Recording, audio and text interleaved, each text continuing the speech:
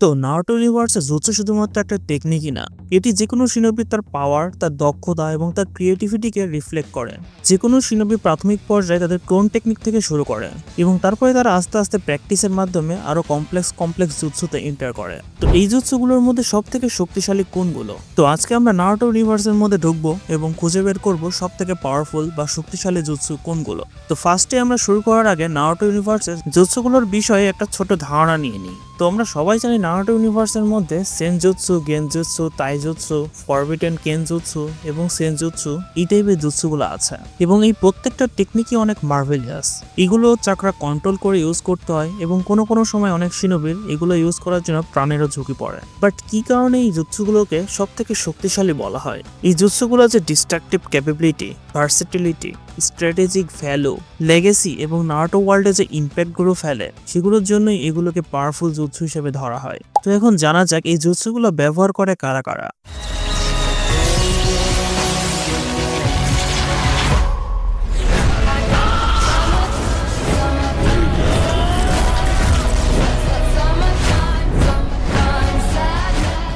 তো প্রথমটা হচ্ছে রাসেন সুরিকেন। তো আমরা সবাই জানি রাসেন সুরিকেনকে ক্রিয়েট করেছে আমাদের নারুটো ভাইয়া। তো রাসেন সুরিকেন হলো রাসেনগানের একটা আপডেট ভার্সন এবং অনেক ডিস্ট্রাকটিভ একটা জুৎসু। এই জুৎসুটা শুধুমাত্র কোনো এনিমিকে কোনো এক্সটার্নাল ড্যামেজই দেয় না, এটা এনিমির বডিতে সেলুলার লেভেলে গিয়ে অ্যাটাক করে, মানে প্রত্যেকটা কোষে অ্যাটাক করে এবং এই কারণে এই জুৎসুটাকে এত ডিস্ট্রাকটিভ ওয়েপন হিসেবে ধরা হয়। বাট এই জুৎসুটার কিছু উইক পয়েন্টও রয়েছে। এই জুৎসুটা ক্রিয়েট করতে প্রচুর পরিমাণে চাকরার প্রয়োজন পড়ে। বাট নারুটোর হিস্টোরি তৈরি করতে রাসেন সুরিকেনটা অনেক ভূমিকা পালন করেছে, যেটা নারুটোর একটা ইম্পর্টেন্ট টেকনিককে ডিফাইন করে। সো তারপরে আসে আমাতারাসু, যেটা উচিহা গোষ্ঠীর ব্ল্যাক ফ্লেম হিসেবে পরিচিত এবং এটা বলা হয় যে এই আমাতারাসু সূর্যের মতো তাপ প্রডিউস করে এবং এটার সামনে যেটাই আসে সেটাকে সে একদম পুড়িয়ে ফেলে। বাট এই আমাতারাসুর শক্তি যতই পাওয়ারফুল হোক, এর একটা সীমাবদ্ধতাও আছে। কিন্তু আমাতারাসু যখন কোন ইউজার ইউজ করে, মানে উচিহারা ইউজ করে, তখন তার চোখের উপর অনেক প্রেশার ক্রিয়েট করে এই জিনিসটা এবং এই আগুনটাকে নিয়ন্ত্রণ করাও কিন্তু অনেক কঠিন। তো তারপরে আসে হচ্ছে চিবাকু তেনসে। তো চিবাকু তেনসে প্ল্যানেটারি ডেভাস্টেশন নামেও পরিচিত। এটি রিনেগানের একটি বিশেষ জুৎসু। তো এই জুৎসুটা বেসিক্যালি রিনেগানের মাধ্যমে ইউজ করা হয়। এই জুৎসু যখন ইউজ করা হয় তখন সেটি সবকিছু একটা বিন্দুতে টেনে এনে বিশাল গোল মতো একটা মিটিওর তৈরি করে।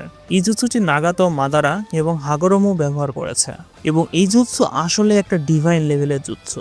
তো চিবাকু টেনসে শুধুমাত্র কোনো ডিস্ট্রাকশন জুৎসুই নয়, ইটস অ্যাবাউট ডমিনেন্স এবং এই জুৎসুটা এতই স্ট্রং যে এটা বড় বড় টেল বেস্টকেও ট্র্যাপ করে ফেলতে পারে।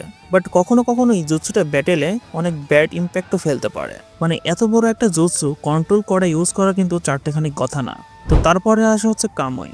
তোমাদের আগেই বলি আমি কিন্তু এই জুৎসুগুলো কোনো র্যাঙ্ক করতেছি না, জাস্ট শুধুমাত্র আমি একটার পর একটা সাজিয়ে বলছি এই। তো আমরা সবাই জানি কামোই মাঙ্গেকিও শারিঙ্গানের একটা টেকনিক, যেটা ইউজ করে যে কোনো জিনিসকে অন্য ডাইমেনশনে পাঠিয়ে দেওয়া যেতে পারে বা অন্য ডাইমেনশন থেকে রিয়েল ওয়ার্ল্ডে নিয়ে আসাও যেতে পারে। তো কাকাশি এবং ওবিটোকে আমরা এটি ইউজ করতে দেখেছি। ওবিটো এটি ব্যবহার করে নিজেকে অদৃশ্য করে ফেলতে পারতো, মানে ফুল নিজের বডিকে সে অন্য ডাইমেনশনে নিয়ে যেতে পারতো, আর কাকাশি এটি ইউজ করে যে কোনো অবজেক্টকে অন্য ডাইমেনশনে পাঠিয়ে দিতে পারতো।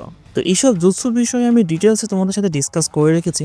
তোমরা আমার নারুটো জুৎসুর এই প্লেলিস্টটাতে গেলে সবকিছু দেখতে পারবা। মোটামুটি সব রকম জুৎসুই আমি এখানে ডিসকাস করে রেখেছি। তো কামোই আসলে একটা অন্য লেভেলের জুৎসু। নারুটোর মধ্যে এটা আমার one of my favourite jutsu. But এই জুৎসুটাকে ইউজ করতে ইউজারের অনেক চাকরার কিন্তু প্রয়োজন পড়ে এবং তার চোখের ওপর অনেক চাপ পড়ে কিন্তু। তো তারপরে আসে ইনফিনিট সুকুয়োমি। তো এটি হচ্ছে একটা আলটিমেট গেনজুৎসু, যেটা চাঁদের আলোকে রিফ্লেক্ট করে। তো এই জুৎসুটা ইউজ করে যে কোনো লিভিং বিংকে একটা ড্রিমের মধ্যে দিয়ে দেওয়া যায়। এই জুৎসুটা ইউজ করার ফলে যে কোনো লিভিং বিংই তাদের স্বপ্নের দুনিয়াতে চলে যায় এবং সেখানে গিয়ে তাদের মনের ইচ্ছাগুলো তারা পূরণ করতে পারে।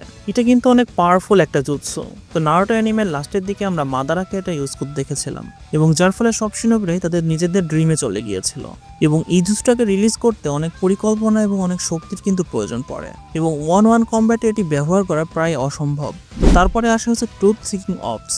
তো ট্রুথ সিকিং অর্বস হলো 6 পাথের পাওয়ার। এই জুৎসুটা নেচার ট্রান্সফরমেশনকে কম্বাইন করে এবং এই অর্বসগুলো যেগুলোকে স্পর্শ করে সেগুলোকে একদম ইরেজ করে ফেলে এবং এই জুৎসুটাকে আমরা নারুটো, মাদারা এবং কাগুয়াকে ইউজ করতে দেখেছি। তো এই জুৎসুগুলো যেমন মারাত্মক তেমনই বহুমুখী, বাট এটার পাওয়ার ডিপেন্ড করে ইউজারের মাস্টারের ওপর। সে কতটা 6 পাথকে মাস্টার করতে পেরেছে এটার উপরে ডিপেন্ড করে। তারপরে আসে কাগুয়াস এক্সপেন্সিভ টুথ সিকিং বল। তো কাগুয়ার এই এক্সপেন্সিভ টুথ সিকিং বলটা এত পাওয়ারফুল যে এটা কমপ্লিটলি নতুন একটা ডাইমেনশন ক্রিয়েট করতে পারে, যেটা আগের ডাইমেনশনকে পুরোপুরি একদম নষ্ট করে দেয়। মানে আগের ডাইমেনশনকে নষ্ট করে দিয়ে নতুন একটা ডাইমেনশন তৈরি করে ফেলে। তো কাগুয়াকে আমরা এটা ইউজ করতে দেখেছি ব্যাটেল ফিল্ডে, যেটা তাকে আসলেই প্রমাণ করে যে সে ডিভাইন কোনো বিং। বাট এই ইমেন্স পাওয়ারটা অনেক সময় অপ্রয়োজনীয় হয়ে যায়, কারণ এই জুতোটা ইউজ করলে সবকিছুই ধ্বংস হয়ে যাওয়ার সম্ভাবনা থাকে, ইনক্লুডিং ইউজারের নিজের লক্ষ্যকেও এটা ধ্বংস করে ফেলতে পারে। মানে ইউজার যে কারণে এটাকে ব্যবহার করছে সেই জিনিসটাকেও এটা ধ্বংস করে ফেলতে পারে। তো এতক্ষণ আমি যে জুৎসুগুলোর কথা বললাম, এই সব জুৎসুগুলো নারুটো সিরিজের মধ্যে ইনডিলেবল একটা মার্ক সৃষ্টি করেছে।